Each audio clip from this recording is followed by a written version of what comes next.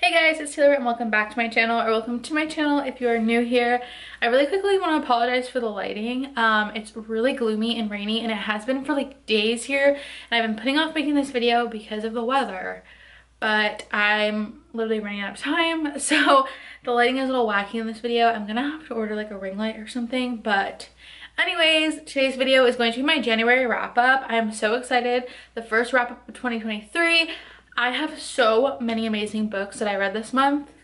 I can't wait to show you guys, so let's just get into it. Okay, I'm gonna start, this is not in the order I read them, but I'm starting off with a duet that I read. The first one is going to be Haunting Adeline, and the second one is Hunting Adeline. And you guys, I'm obsessed with these books so much. It's something I never ever thought I would say, because this is extremely dark romance. There's so many like triggers and warnings, and like I think the first book got like taken down for a minute. Like, I don't know, it's nothing like I've ever read before, but I really enjoyed this, especially the second book. The second book I gave 5 stars. The first was a 4.25, but the second book, you're following the girl and her stalker, and the girl like gets herself into like a really bad situation, and the stalker is trying to like help her, but he's in a bad situation. Like, I don't know like what's a spoiler or not, so I'm not gonna like talk about it.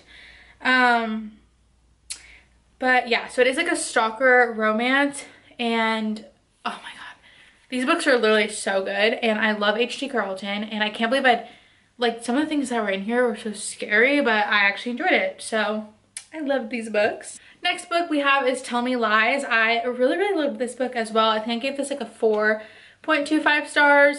This was very toxic, but it was giving Gossip Girl vibes for me at least. I know this is a very mixed review book, but I feel like if you like Magnolia Parks, you would like Tell Me Lies. And I just love this book so much. It follows Lucy, who is basically not over her like love interest from a few years ago, and it's leading up to an event where she's gonna have to see him, and it kind of takes you back from like past and present and kind of like what was happening and how they couldn't be together and all this stuff. And it was very similar to like Magnolia Parks, I feel like, but like grown-up edition, because Magnolia Parks is high school. So I don't know, I really like this, and I need to watch the Hulu show. So yeah. Next we have a novella I read, Maybe Not, by Colleen Hoover. I am kind of like iffy about Colleen Hoover now. If you've been watching me, last year I read almost all of her books. That whole top shelf on that bookshelf is Colleen Hoover books, and I've read almost everything I think except for like maybe 4 or 5 books now. So this was a book that I got for Christmas and to finish the series, but I really hated the Maybe Someday book, and I kind of didn't like this one either. I don't really like this series of hers. There's a lot of like her books now that I've read so many amazing books I don't really like anymore. So I think I give this like 2.5 stars. I mean, it's really short, it's a novella, cute cover, but I just really didn't like this. It's basically following a love story of 2 of the characters that were in Maybe Someday. Like, they're like the roommates, and yeah. And I have Better Than the Movies by Lynn Painter. I was so excited to finally get my hands on this book. First of all, her covers are gorgeous. Like, these colors, the cover, like literally everything about this. I love to buy books for my bookshelf that are going to be so colorful and cute, so this is just perfect. But I read this during my 24-hour readathon that I did this month. So it's basically following these 2 people, they're neighbors, and the girl wants to date this guy. So she asked her neighbor to like be her wingman and like fake date and all this stuff, and it ends up like not working out, and then she ends up falling in love with her neighbor and they get together. But it's so cute because in the beginning of every chapter it gives like a little quote from a love movie, like a chick flick, and I just loved it. It was like the cutest little rom-com ever, and these were so nice to like break up like all the thrillers and like dark romances I was reading. So yeah, I will be picking up more by Lynn Painter as well. Next I read Hooked by Emily McIntyre. I think that this is classified as a dark romance too, a little bit. I'm not sure because I am new to the dark romance world, but I got this book for Christmas, I think, and this is part of her Ever After or Never After series, where it's like retellings of movies. So this is a retelling of Captain Hook, obviously, and I really liked this. Then we have The Wall of Winnipeg and Me. This is the first Mariana Zapata book that I've ever read, and I don't know if I'll be reading more of hers. I mean, I'm sure I probably will to give other ones a chance, but when they say these books are a slow burn, like literally I think that they didn't get together until like this much of the book. So like all of this is a slow burn, and like oh my god, it's just so thick. And like, it might be because I read so many books this month that were like 500 and 600 pages that like once I got to this, I was just like, can something happen already? But it wasn't bad, I just wasn't in love with it. So then I have The Things We Leave Unfinished. This is a very popular book talk book, and I understand why now. I literally love this book so much. I think I have a reading vlog on it that I posted this month. But basically this is following two love stories. So we have the first couple is this girl, I think her name is Georgia, yeah, and she is coming home because her mom wants to sell her grandmother's manuscript to her last book. Her grandmother was a famous author, but she has since passed away, and the mom wants to sell it, or is selling it, because she wants the money from it, and Georgia has the rights to it and whatnot. And Georgia gets together with this guy who's going to edit and finish her grandmother's book, and she doesn't like him. They had like a bad encounter in the beginning of the book without knowing each other, and she doesn't like his writing and whatnot. So we're following them kind of bickering and trying to decide on a happy ending or a sad ending, because one of them wants it to be happy and one of them wants to be sad and real. And then while we're reading about that, we're going back and forth between the grandma and her love interest. They both fought in like the war, and that's how they met, and she goes against her parents to be with him, and then like some tragedies like happen throughout, and it's just such a sad but good book. Like, it's sad, sad, sad. Then I got to the end and I was like, wait, that like tied it in perfectly, where it was like beautiful and sad at the same time, if that makes sense. I literally loved this book so much. And yeah, another book I didn't really like, I think I gave this one like 2.5 stars, is Permanent Record. I've had this book for a really long time. I literally think I bought it like 3 years ago, before I even was back into reading. I bought it like at Target because I randomly just like read it and I was like, oh, it sounds good. And I think I've seen this on TikTok now ever since I've been on Book Talk.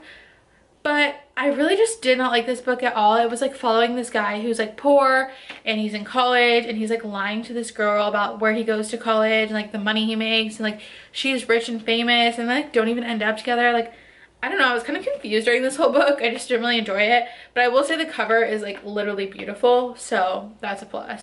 Then I read another duet, another thick duet, Binding and Keeping 13. I'm so excited that I finally read these. I feel like they just started to get popular within like the last 2 months. And this follows a couple, Shannon and Johnny. This gives the found family vibes that the Addicted series gave me. And apparently there's more books coming out, which is really exciting. I think this might be like my new like Addicted series. Nothing could ever take their place, but something similar.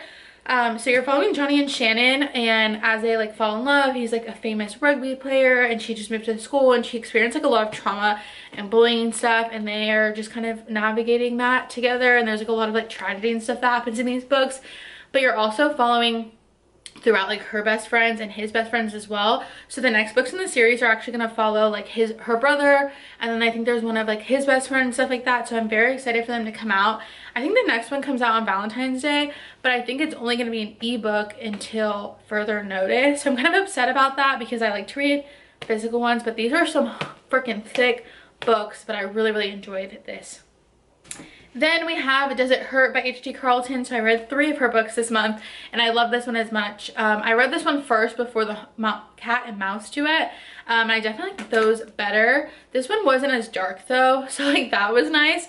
But I really like the cover art first of all, and I wasn't expecting this to be a dark romance. I actually bought this randomly at Barnes like a few months ago, and it had been sitting on my shelf, and I didn't know it was a dark romance. So when I started reading it, I was like, oh my god, I thought I saw this in like a Books That Made Me Cry video. Again, no, this is very smut heavy, scary. The shark scene, if you've read this, like literally what? But I really enjoyed it. It's different from what I typically read, like I said, and I've been out of my comfort zone. So yeah, basically this girl is running away from an issue. So she ends up stealing people's identity. She like, sleeps with them and steals their identity, and she's always on the move until she meets Enzo. She steals his identity. He finds out. He confronts her. She gets on his boat, and then they get lost at sea in a shipwreck, and they end up at this like really weird man's like island, and like it's really crazy. Next we have audiobooks. I listened to my first audiobook this year, and my first audiobook ever actually. My cat is chasing her tail down there and I see it in the mirror. It was Daisy Jones and the Six, so I do have the physical copy too, but I listened to it as an audiobook and I absolutely love this. I've had this on my TBR forever, but everyone said you have to listen to it as an audiobook. I don't really like audiobooks. I was kind of scared, but I'm so glad that I did. Literally I listened to this within like a day and a half. I can't wait. I cannot wait for the show to come out. Like, this book was amazing. It was a 5-star read.